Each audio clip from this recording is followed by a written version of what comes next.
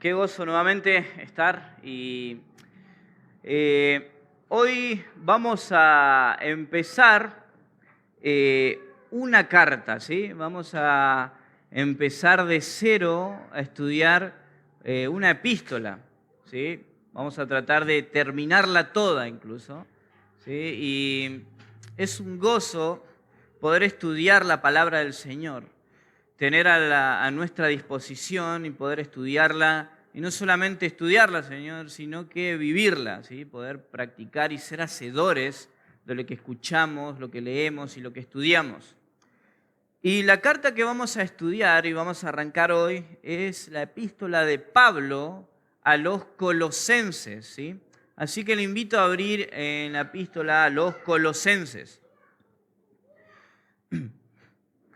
Y siempre que arrancamos a estudiar una epístola, una carta, sea desde el primer capítulo o desde el tercer capítulo, tenemos que adentrarnos en el contexto de la carta, ¿sí? Es sumamente necesario entender el contexto para entender el propósito por el cual se está escribiendo y así interpretarlo de manera correcta, ¿sí? No voy a extenderme mucho en el contexto, voy a tratar de ser claro, preciso y ir al grano con el propósito de la carta. Bueno, el autor de esta carta es el apóstol Pablo, ¿sí? Muchos de nosotros conocemos al apóstol Pablo y sabemos que el apóstol Pablo estuvo desde muy pequeño estudiando la palabra del Señor, junto a un hombre llamado Gamaliel, uno de los eruditos más grandes de Israel de la época. Y no cualquiera podía estar estudiando así las Escrituras junto a un maestro como Gamaliel. Pero Pablo, por la gracia de Dios, él sí lo pudo hacer. Y Pablo era una persona muy celosa de las Escrituras y muy celosa del Señor. Y en un momento surgió ahí en Jerusalén y empezó a escucharse de una persona llamada Jesús. Y con él, seguidores, discípulos. Y la fama de Jesús empezó a crecer por toda Israel. Y esto llamó la atención de los fariseos. Y había un aspirante a fariseo llamado Pablo. Pablo empezó a escuchar acerca de esta religión, lo llamaban ellos, la secta de los del camino, en otras palabras, los cristianos. Y él empezó a tener un celo tan grande de decir, esto es mentira, esto es un engaño, tenemos que hacer algo. Y Pablo mismo se ofreció a dar persecución a los cristianos. Y vemos ahí en Hechos, él está a los pies de este hombre llamado Esteban, el cual fue el primer mártir cristiano. Y así arrancó una persecución muy grande. Pero sabemos que en un punto Pablo se convirtió al Señor. De perseguidor de la iglesia a un hombre que Dios iba a usar para el avance y la extensión del evangelio y la edificación de su iglesia. Y tenemos a Pablo ahora haciendo viajes misioneros, tenemos a Pablo predicando el evangelio sin temor.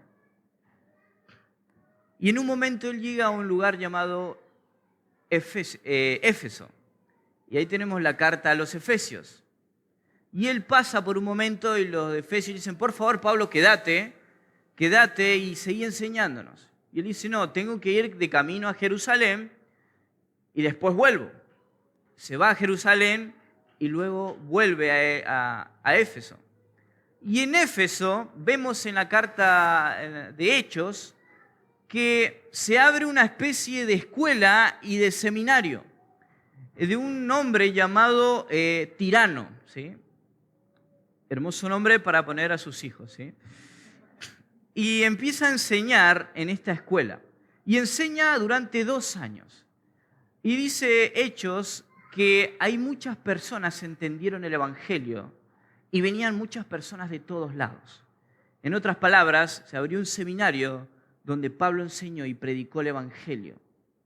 Y mucha gente conoció al Señor ahí. ¿Y qué pasó? Luego se fueron a sus regiones y fundaron iglesias. Y ahí tenemos iglesias que Pablo no visitó y no conoció, pero habían iglesias fundadas en distintos lugares. Y Colosas era una ciudad que estaba muy cerca de Éfeso. Hoy estoy con los acentos. De Éfeso. Y había un hombre llamado Epafras que estudió las Escrituras en Éfeso y conoció al Señor ahí. Y él volvió a Éfeso a unos 160 kilómetros al este, en un lugar llamado Colosas, y fundó una iglesia ahí. Él fundó una iglesia en este lugar. Y Filemón era una persona que se congregaba en la iglesia de Colosas. Y ahí tenemos la carta a Filemón también. ¿Y quién era su siervo? Era Onésimo, que había escapado y se había juntado ¿con quién? Con Pablo. Y tenemos la carta a Filemón que se reconcilie y vuelva a Colosas. Y ahora tenemos a un hombre llamado Epafras fundando una iglesia en este lugar y el Señor dando crecimiento a estas personas, el Señor convirtiendo a personas y ahora se formó una hermosa iglesia en este lugar. Pero hay un problema. Surgió una falsa enseñanza en toda esta región. Una enseñanza que decía que Cristo no era suficiente para la salvación, que vos tenías que hacer obras de caridad, que tenías que circuncidarte, que tenías que guardar fiestas, que tenías que guardar el sábado para ser salvo. Y surgió esta falsa enseñanza. Una fue la del gnosticismo y otra fue la de los judaizantes. ¿Y qué pasó? En este entonces, mientras sucedía esto, Pablo estaba preso en Roma. Y Epafras estaba lidiando en Colosas con esta falsa enseñanza. ¿Y qué hizo Epafras? Ya está, me voy de esta iglesia porque quieren aprender lo que ellos quieren, no se sujetan, hay mucha falsa enseñanza acá, no quiero, no me escuchan, me voy a Éfeso mejor y me congrego ahí y colaboro ahí. No, no hizo eso. Este hombre se viajó muchos kilómetros hasta Roma, donde estaba Pablo, a pedirle ayuda y decir, Pablo, necesito ayuda, porque amo a mi iglesia, porque son mi familia y necesito combatir contra esta falsa enseñanza. Es lo mismo que, imagínense, hipotéticamente, haya una falsa enseñanza acá en Posadas, Barrio Hermoso, y está surgiendo una confusión terrible de acá de que no, ustedes tienen que guardar el sábado, ustedes tienen que empezar a hacer obras para ser salvos, y ahí Javier no sabe qué hacer, me voy a Canadá. Otto, por favor, escribí algo a la iglesia. Ayúdame, ¿cómo podemos hacer para que la iglesia entienda? Algo así, por así decirlo. Y ahora Pablo va a escribir a los colosenses con el propósito máximo de decir, Cristo es suficiente. No hay nada más que Cristo para ser salvos.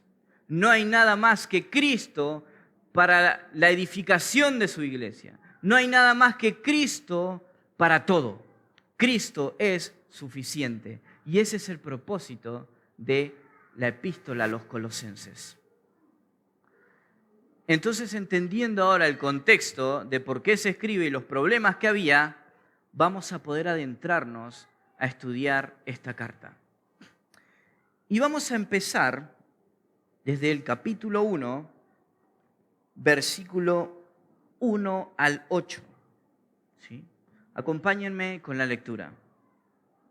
Dice, Pablo, apóstol de Jesucristo, por la voluntad de Dios, y el hermano Timoteo, a los santos y fieles hermanos en Cristo que están en Colosas, gracia y paz sea a vosotros de Dios nuestro Padre y del Señor Jesucristo.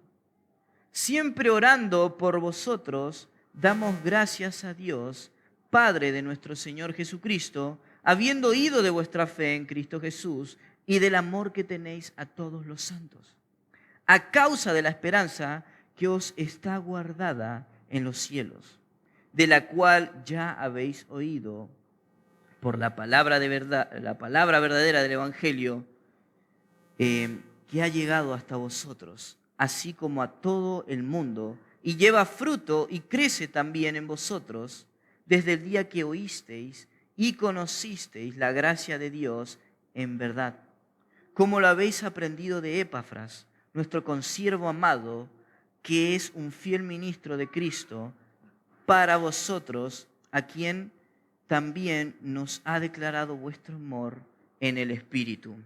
Hasta ahí nomás. Y ya entendiendo cuál es el propósito y el contexto al que se está escribiendo, jamás, ahora durante todo este periodo de este estudio, no nos saquemos de la mente el propósito máximo. Cristo es suficiente. Todo lo que se va a decir en la carta va a estar vinculado a este propósito máximo. Cristo es suficiente y no hay otra cosa. Por lo tanto, el título del mensaje es Cristo es suficiente. Cristo es suficiente. Y vamos a saltear el capítulo 1, versículo 1 y 2, porque no es necesario, porque no es relevante. ¿Piensan que estaría bien eso? A veces tenemos en las salutaciones, decimos, es solo un saludo. No hay nada de importante en el saludo, para nada. Toda la escritura es inspirada por Dios y útil. Y en la salutación de Pablo hay mucha riqueza de lo que Pablo quiere decir a la iglesia. Entonces arranca Pablo acá. Y el primer punto es, Cristo es suficiente, por lo tanto hay gratitud. Cristo es suficiente, por lo tanto hay gratitud. Pablo, apóstol de Jesucristo por voluntad de Dios.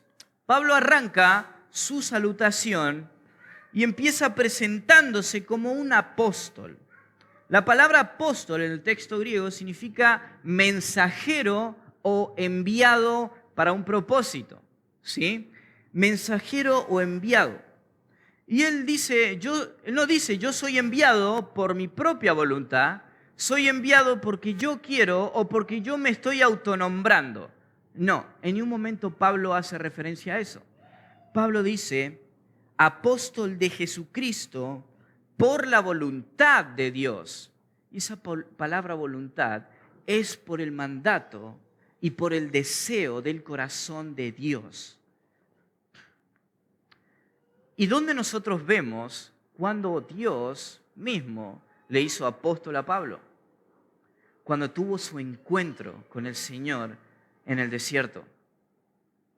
Él envía a Pablo a predicar y edificar a su iglesia. Pablo no va a decir, yo no tengo autoridad. Él va a decir, la autoridad la tengo por la voluntad de Dios. Él me está dando la autoridad para decirle las cosas que le voy a decir. Y Pablo fue el último apóstol, ¿sí? Hoy ya no hay apóstoles porque hay una variedad de requisitos para ser apóstol que hoy ya es imposible que alguien lo tenga. Así que si en algún momento escuchan el apóstol fulano, es decir, ya no hay apóstoles hoy en día, porque ya no se puede cumplir los requisitos que la Escritura demanda para ser un apóstol. Y una es por Cristo mismo decirte, vos vas a ser un apóstol. Y otra es estar desde el ministerio con Cristo, que hoy el Señor ya no está, hoy en carne, está en el cielo, obviamente. Y Él ahora dice, por voluntad de Dios, soy apóstol. Y yo le estoy escribiendo por la voluntad de Dios. Esto es palabra de Dios, no es solo un pensamiento mío. Y ahora agrega y dice, y el hermano Timoteo. Esta carta va enviada de Pablo y de Timoteo. Timoteo estaba presente en ese momento que fue escrita la carta, y Timoteo era el discípulo de Pablo, ¿sí? Era el discípulo amado, su hijo amado. Él le había predicado a él y estaba siempre con Pablo. Y ahora estaba en un momento difícil el apóstol, estaba preso, estaba encarcelado, y al lado de él estaba su hijo amado, su discípulo. Y él dice, y el hermano Timoteo. Ahora, esto es muy importante. El versículo 2, a los santos y fieles hermanos en Cristo que están en Colosas. No está hablando de dos grupos diferentes acá. No está diciendo a los santos y a los fieles que están por otra parte. No, dice a los santos y fieles, se está refiriendo al mismo grupo. A los santos y fieles en Cristo que están en Colosas. Y acá Pablo hace este énfasis de decir, ustedes son santos y son fieles. Ustedes ya son santos y fieles en Cristo. Y él hace esta aclaración por la enseñanza falsa que estaba surgiendo ahí. Que decían, hay un montón de requisitos que tenés que cumplir para ser santo y fiel en Cristo. Vos tenés que guardar las fiestas, vos tenés que guardar el sábado, le decían. Vos tenés que hacer obras, vos tenés que circuncidarte, vos tenés que tener un nivel de conocimiento tan alto para recién llegar a la salvación. Pero ahora Pablo en su saludo ya dice esto. Yo le escribo a los santos y fieles.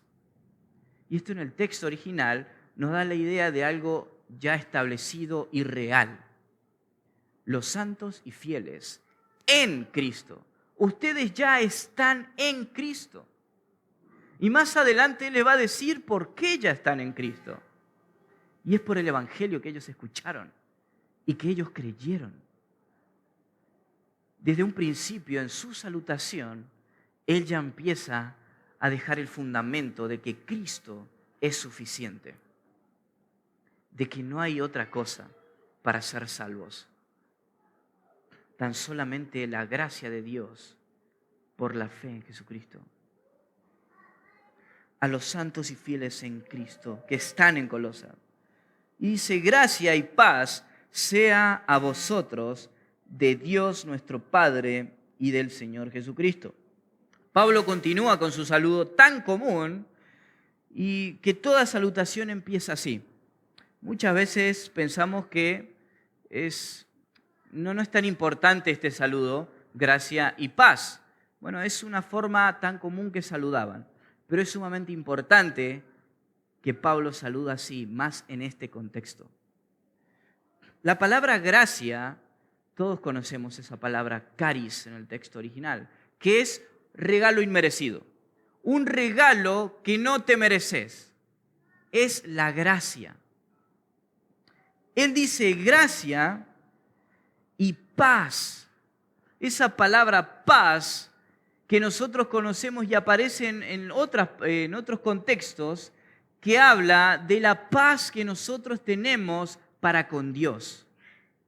La Biblia dice que cuando nosotros estamos lejos del Señor, cuando nosotros estamos perdidos sin el Señor, nosotros no tenemos paz para con Dios porque estamos enemistados con Dios. Hay una enemistad entre Dios y el mundo. Pero cuando vos te reconciliás con Dios por medio de su Hijo Jesucristo, hay paz para con Él. Es una reconciliación. Ahora ya hay una relación y ya no hay guerra ni enemistad. Entonces Pablo ahora otra vez le va a decir, gracia de Dios y paz de Dios que ustedes tienen ya.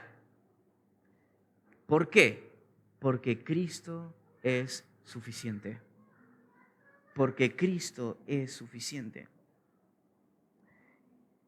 Y luego menciona y dice, de Dios, nuestro Padre, y del Señor Jesucristo. Acá él no agrega esto por agregar nada más. La paz viene de Dios, Padre, y de su Hijo Jesucristo. Él es el que te da la gracia. Él es el que te regala salvación. Dios mismo es el que vino a este mundo, se hizo carne, caminó entre nosotros, sufrió tentación, pero sin pecado. Él pagó la deuda que nosotros teníamos que pagar y que nosotros no podemos pagar. Y Él es el que te da la gracia y la salvación. Gracia y paz de Dios y del Señor Jesucristo. Ellos son los que te dan esa gracia y esa paz, no las obras. No las obras, ni guardar días festivos, ni ser perfecto. ¿Por qué? Porque Cristo es suficiente.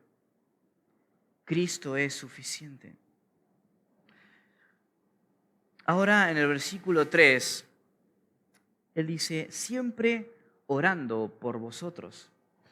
Pablo le expresa lo que ellos hacían, y era orar por los colosenses. Y la oración de ellos era algo constante. Siempre orando por vosotros. Esa palabra en el texto original te explota la cabeza, porque es siempre y de forma constante. Siempre. ¿Nosotros oramos siempre? Yo sinceramente no oro siempre. Pero la palabra del Señor te dice que estés orando sin cesar. Y la palabra sin cesar es todo el tiempo. Ahí cuando vas caminando, ahí antes de hacer un trámite, ahí cuando te levantás, ahí cuando estás cocinando, cuando estás lavando los platos, en todo momento. Y Pablo dice, estamos orando siempre por ustedes.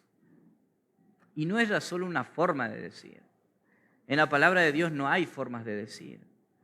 Era algo que ellos hacían por los colosenses. Oramos siempre por vosotros. Pablo ni siquiera le conocía.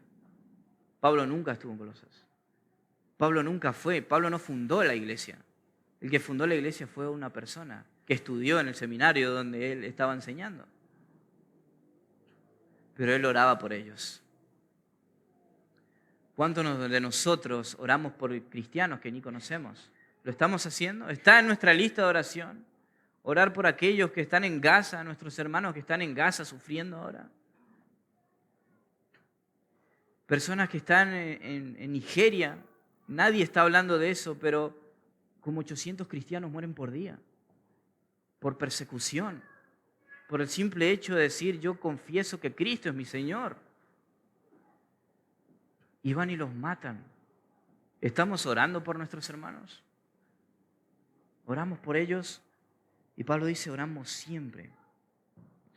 ¿Y por qué el título de este punto es un corazón, estar agradecido, ¿no? Como mencioné, Cristo es suficiente, por lo tanto hay gratitud.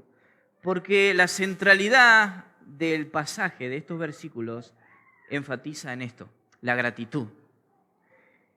Él oraba dando gracias, dice, damos gracias a Dios. ¿Y cuál era la gratitud de Pablo? La gratitud de Pablo era, volviendo para atrás, dice, damos gracias a Dios. La oración de gratitud de Pablo es siempre notable en toda la epístola, ¿sí? Él constantemente está agradecido. ¿Y dónde estaba Pablo ahora? Estaba en la cárcel. Estaba encadenando 24 horas a soldados. Y recuerdan que una vez escuchamos que Pablo aprovechaba todo el tiempo y estoy encadenado, pero estoy gozoso, decía él. ¿Por qué? Porque le estoy predicando a estas personas. Y encima me dejan venir gente que la cual yo predico, me deja que entre gente y lo cual puedo escribir cartas y mandar. Estoy gozoso. Y le dice a otras iglesias, no se preocupen. Filipenses, no se preocupen porque yo estoy feliz acá. Tranquilos. Estoy pasando por momentos difíciles, pero mi gozo no está centrado en mí mismo. No estoy gozoso porque me va bien. Claramente no me va bien, dice Pablo, pero mi gozo está porque el evangelio está avanzando.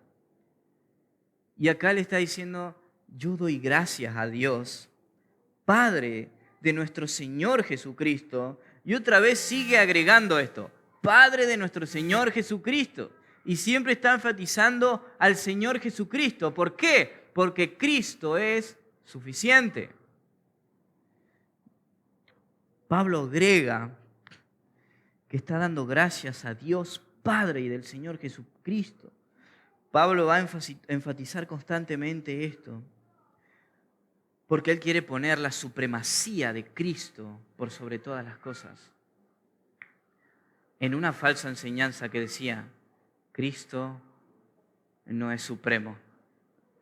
Es Cristo más obras. Cristo más la tradición. Este mes estamos en el mes de la Reforma, ¿no? Y escuchamos siempre sola gracia, sola escritura, a solo Dios la gloria. ¿Por qué agrega esa palabra solo? Porque solo Cristo es suficiente, solo la escritura es suficiente. No hay otra cosa. Y esto no es un concepto propio nuestro, es lo que la palabra de Dios dice. Solo Cristo es suficiente. Y porque Cristo es suficiente, Pablo está agradecido a Dios.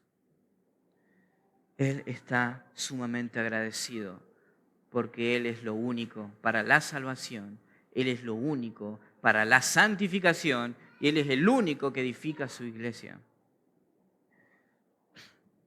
Muy bien, en primer lugar vimos Cristo es suficiente, por lo tanto hay gratitud.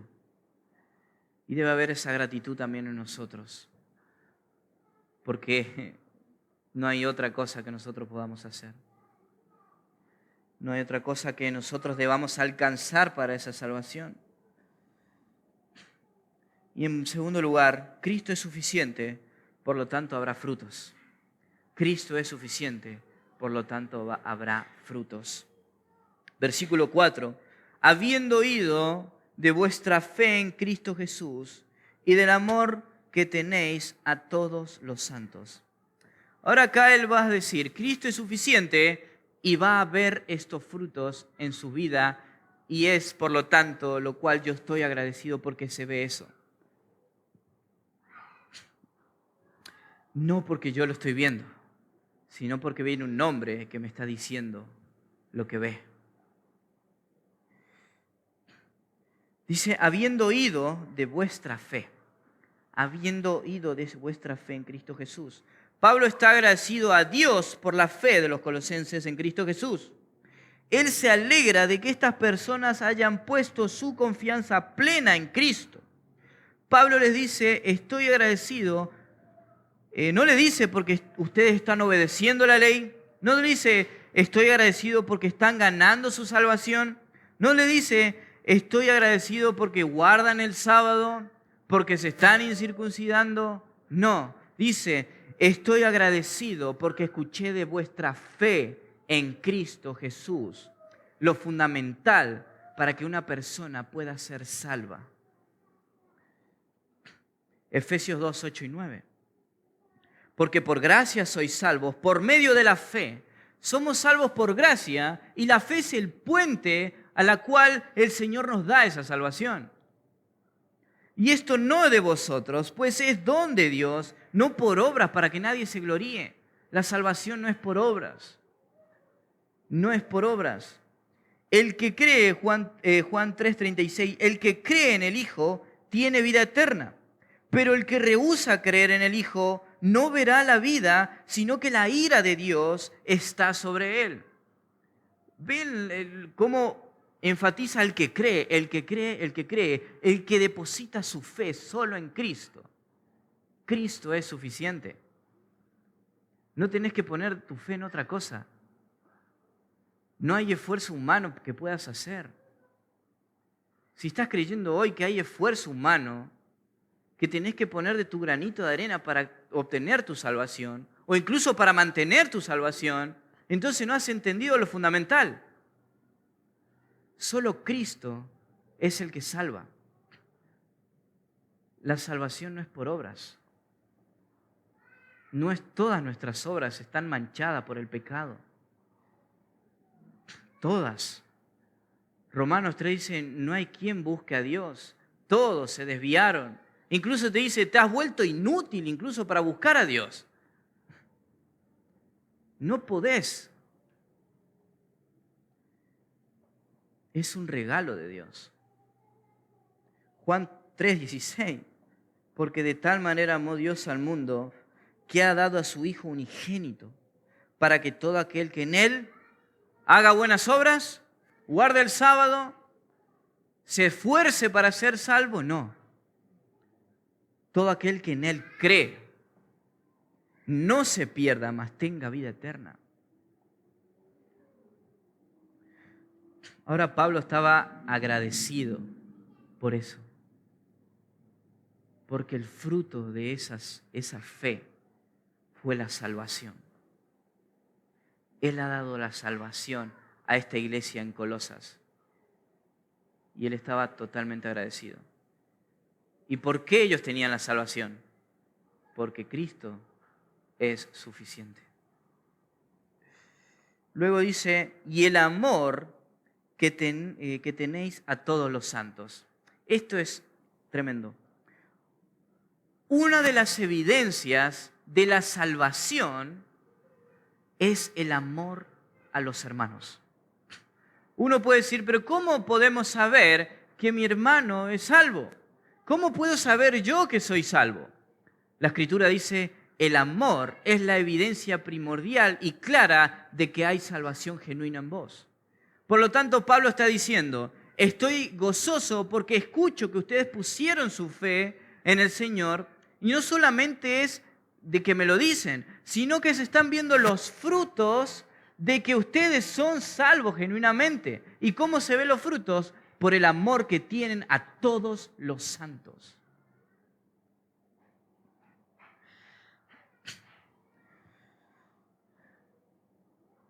Y esto es un amor práctico y no un amor de palabra. Juan, en su primera epístola, hace un contraste y dice, los que dicen, los que hablan, los que dicen tener conocimiento, los que dicen que guardan su palabra, los que dicen que sois cristianos, pero no se ve amor a sus hermanos, entonces no se trata de lo que vos decís, sino que se trata de lo que vos vivís. La vida cristiana no es una vida de tan solamente decir. Tu fe genuina se va a evidenciar por lo que vos vivís. Y Santiago es muy claro en eso. Te dice, decime, vos me mostrás tu fe, bueno, yo te voy a mostrar mi fe por mis obras, por lo que yo vivo. Y la evidencia más clara, Pablo lo dice, Juan lo dice, todo el Nuevo Testamento lo dice, el Antiguo Testamento lo dice, es el amor hacia los demás. Juan 13:35, palabras del mismo Rey, del Creador del universo y de nuestro Señor. En esto conocerán todos que son mis discípulos, si tuvieres amor los unos con los otros. En esto el mundo va a conocer que ustedes son cristianos verdaderamente, en que sí se aman unos a otros, pero no de un simple bla bla, por así decirlo, sino cuánto nosotros vivimos lo que decimos. Y es un amor práctico, ¿no? Santiago también menciona, dice, sí, yo voy a estar orando por vos. Sí, pobre, está pasando necesidad. Anda, regocijate, voy a orar por vos. Y Santiago dice, no hagas eso. Tiene que ser algo práctico. Llévale comida, habla a tus hermanos, decirle, está pasando por una necesidad, vamos y le ayudamos. Está internado, está solo, pobrecito. Vamos a orar por vos. Sí, orá por él, pero andá, acompañalo.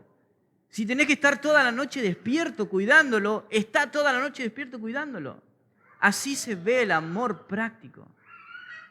Y esa va a ser la clara evidencia de tu fe. Ahora, ¿qué motiva y qué motivaba a los colosenses a este amor? Versículo 5. A causa, esa palabra causa tiene la idea de por esto, o por el motivo de, a causa de la esperanza que os está guardada en los cielos, de la cual ya habéis oído por la palabra verdadera del Evangelio. Lo que motiva a estos creyentes a amar es la esperanza de lo que viene por delante. La esperanza de que Dios está viendo lo que estoy haciendo por mis hermanos. La esperanza de que serás recompensado en los cielos por tus obras como resultado de tu fe, no las obras para ser salvos, sino por las obras que dan resultado y evidencia en tu fe. Y la esperanza de aquel que estás amando y vas a estar con ese hermano para siempre. Mira al que está al lado tuyo. Vas a estar constantemente, si sos creyente, vas a estar con él para toda la eternidad. ¿Sí?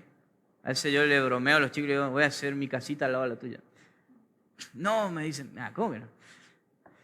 La Biblia dice que desde ya tenés que amar a tus hermanos. Empezá ahora. Empezá a practicar ahora el amor, los unos a los otros, es lo que se está estudiando los jueves. Los unos a los otros. Somos un solo cuerpo. Viví la fe genuina. Viví el amor que decís que tenés. Si decís que amás a Dios, pero no amás a tus hermanos, entonces hay un problema grande. Hay un problema grande. Y esta es la esperanza que ellos tienen, lo que viene por delante.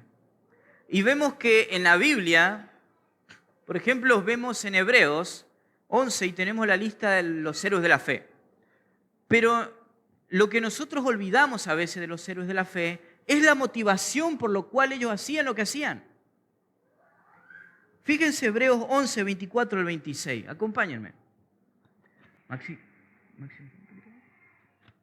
Vamos a Hebreos 11, 24 al 26. Dice, por la fe Moisés, hecho ya grande, rehusó llamarse hijo de la hija de Faraón, escogiendo antes ser maltratado con el pueblo de Dios, que gozar los deleites temporales del pecado. Y fíjense el versículo 26 lo que dice.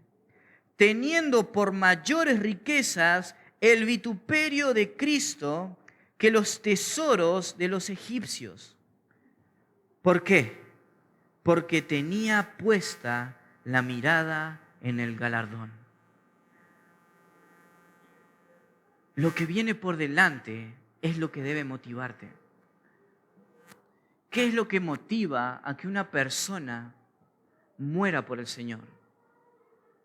Porque sabe que cuando cierra sus ojos, su fe y su confianza que está puesta en Cristo lo va a abrir frente al rostro de su Señor. Y esa es la esperanza que tenían los colosenses. A causa de esta esperanza, ustedes están amando. A causa de esta esperanza, a causa de la esperanza del verdadero evangelio, dice. Y no solo los héroes de la fe tuvieron esa esperanza, Cristo mismo lo dice en Hebreos 12, para culminar el sentido de todo esto, dice, puesto los ojos en Jesús, el autor y consumador de la fe, el cual por el gozo puesto delante de él, sufrió la cruz, menospreciando el oprobio, y se sentó a la diestra del trono de Dios. Esa fue también la motivación del Señor, por amor a vos, porque sabía que vos no podías hacer nada para salvarte a vos mismo. De tal manera amó Dios al mundo, que dio a su Hijo. Y Cristo también puso delante de sus ojos lo que venía por delante. Y no era su comodidad, eras vos en la eternidad con Él. Era esa gloria, que vos estés en una relación personal con Él hoy. El amor fue lo que le motivó también, por lo que venía por delante. Versículo 6, dice, acá Pablo hace el énfasis, dice, de la cual ya habéis oído por la palabra verdadera del Evangelio. Él habla de esta palabra verdadera del Evangelio porque él sabía que había un mensaje erróneo que estaba corriendo. Había un falso evangelio el cual estaba siendo predicado. Decía, sí, Cristo es necesario, pero tenés que hacer más cosas. Y ese es un falso evangelio. Hoy conocemos muchos falsos evangelios y tenemos nuestros oídos y nuestros corazones bien detectado cuáles son esos falsos evangelios. El que te dice, si Dios te va a dar riquezas, Dios va a hacer todo por vos, Él no te va a dejar sufrir, Él no te va a hacer nada, te va a hacer millonario. Es un falso evangelio. En ninguna parte de la Escritura menciona eso. Pero hay cosas tan sutiles que poco a poco pueden ir entrando en la iglesia. El vos podés. El preservate a vos mismo. Cuidate a vos mismo. No pienses tanto en los demás. Pensá más en vos. Cuida tu mente, cuida tu estado emocional. Si ustedes miran a los apóstoles y a la iglesia, los apóstoles eran menospreciados. Los apóstoles eran rechazados. Los apóstoles eran perseguidos, eran apedreados. Pero ¿qué decían? Yo voy a dar mi vida por esta iglesia. Voy a olvidar mi comodidad. Voy a olvidar todo lo que yo soy. Voy a menospreciar incluso mi propia vida por amor a mis hermanos. Hay muchos falsos mensajes que están entrando en la iglesia. Y el antídoto para la falsa enseñanza es un conocimiento sólido de la Escritura, un conocimiento fuerte de la palabra de Dios. Ahora versículo 6, que ha llegado hasta vosotros, así como a todo el mundo, y lleva fruto y crece también en vosotros desde el día que oísteis y conocisteis de la gracia de Dios en verdad. Dice la palabra verdadera del Evangelio que ha llegado hasta vosotros, así como a todo el mundo. Algo que empezó en Jerusalén, que pasó a Samaria, de Judea hasta Posadas, hasta todo el mundo. Y este mensaje no es solo un mensaje más. Este mensaje produce un cambio en tu vida. Este mensaje hace que vos nazcas de nuevo y que tus deseos sean cambiados, de que incluso tu propia voluntad ya no sea la misma que la de antes. Va a producir una nueva vida, una nueva forma de hablar, una nueva forma de ver la vida, una nueva forma de verte a vos mismo. Y de que ya no se trata de vos, sino que se trata de la gloria de Dios. Y este evangelio es el que te ha salvado si has puesto tu fe en Él. si te has arrepentido de tus pecados, este evangelio es el que produce un cambio verdadero en tu vida. Ahora es hora de preguntarte y decir, ¿amo a mis hermanos? ¿Qué cambio ha producido Dios en mi vida? Si vos ves tu vida y decís, sigo siendo el mismo. Pienso que tengo que esforzarme para ganar mi salvación. Pienso que tengo que hacer algo más para ir al cielo. Pienso que tengo que conseguir cosas. Entonces olvida toda esa creencia. Y poné tu fe en Jesucristo y que Él es el único Salvador. Y no hay nada más, porque Cristo es suficiente. Y ese mensaje va a cambiar tu vida. Va a darte frutos nuevos. Y ese es el mensaje que Pablo dice, este mensaje llegó a ustedes. Y que está dando crecimiento en ustedes. Un crecimiento verdadero.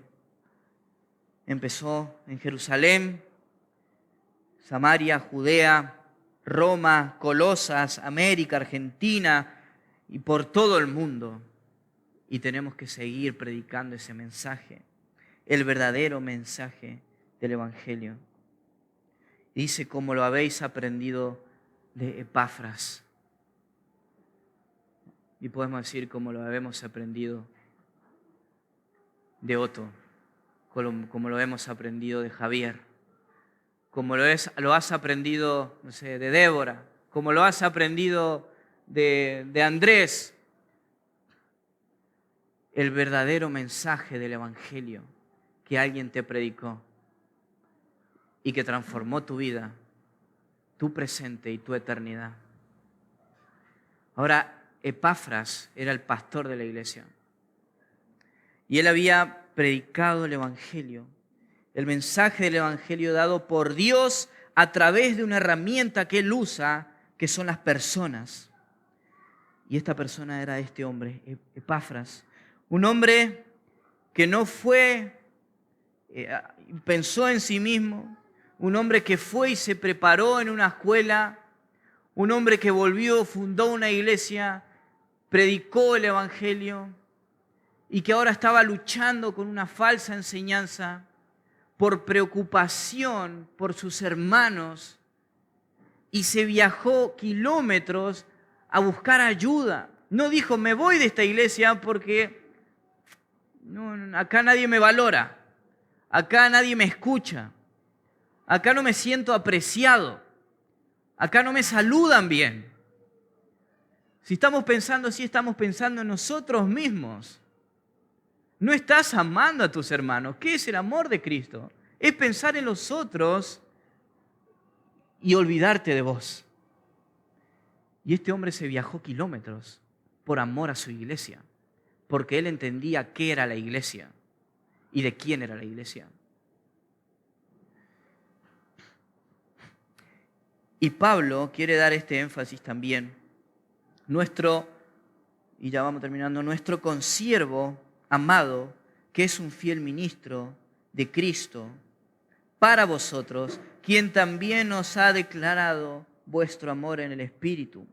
Ahora Pablo va a dar testimonios acerca de Epafras y lo va a escribir como un ministro fiel, un pastor fiel en su enseñanza, un ministro fiel a sus hermanos, un ministro fiel en la protección de la iglesia, un pastor fiel en el cuidado de la salud espiritual de la iglesia de Cristo, un ministro fiel que ama a sus hermanos, que decide emprender este viaje para buscar ayuda porque no deja que la iglesia se divida. Ahora, ¿amamos así a la iglesia? ¿Estás amando así a tu hermano? ¿O estás pensando cuánto la iglesia me puede beneficiar a mí? ¿Cuánto la iglesia me visita a mí? ¿Cuánto la iglesia me saluda a mí? ¿Cuánto la iglesia piensa en mí? ¿Cuántas canastas de amor me dieron? Si estamos pensando de esa manera, hermanos, no entendemos la iglesia y no entendemos el verdadero amor. Acá no se trata de cuánto vos seas beneficiado, sino de cuánto puedas beneficiar a tu hermano. Acá no se trata de cuánto te valoren, entre comillas, sino se trata de cuánto das tu vida por aquellos que decís que amás.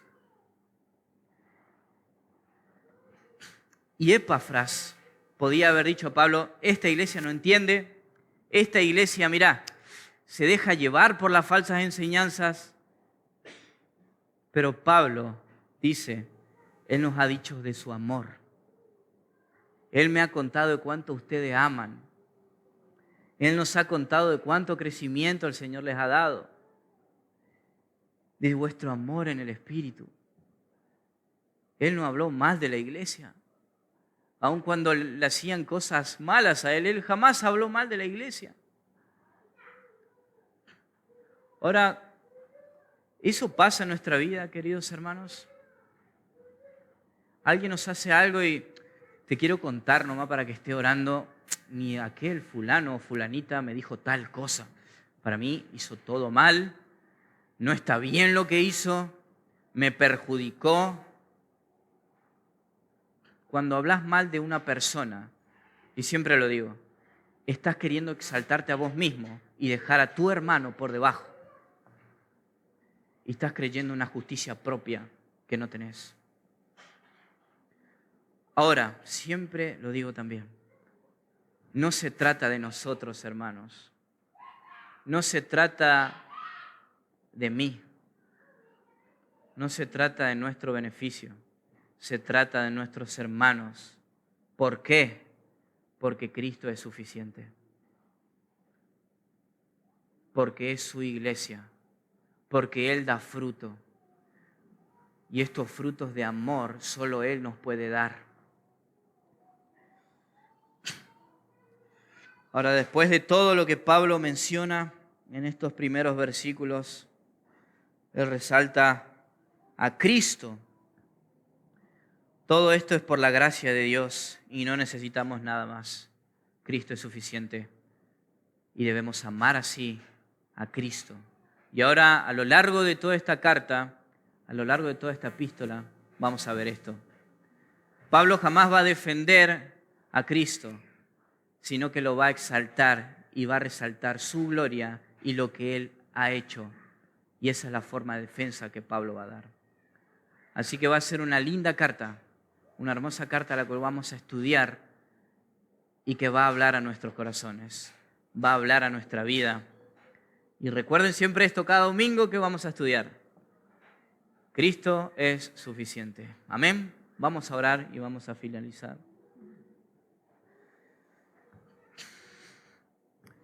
Padre, gracias te damos, Señor, por tu palabra.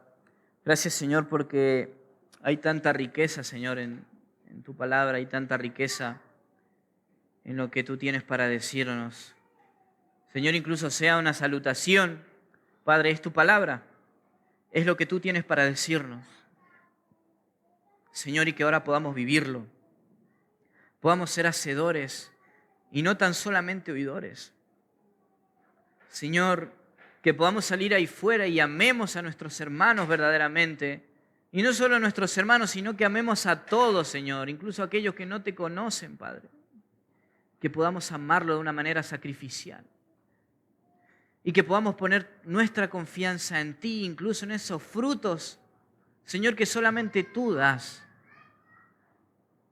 Los frutos no son nuestros, Señor, no los generamos nosotros, los generas tú, Padre. Tú eres el que da el crecimiento porque tú eres suficiente. Padre, y ayúdanos a amar más a tu iglesia. Ayúdanos a amar de manera práctica y no tan solamente de palabra. Señor, te doy tantas gracias por esta palabra, Señor, que has hablado en nuestras vidas. Gracias te damos, Señor, en el nombre de Jesús. Amén. Gracias.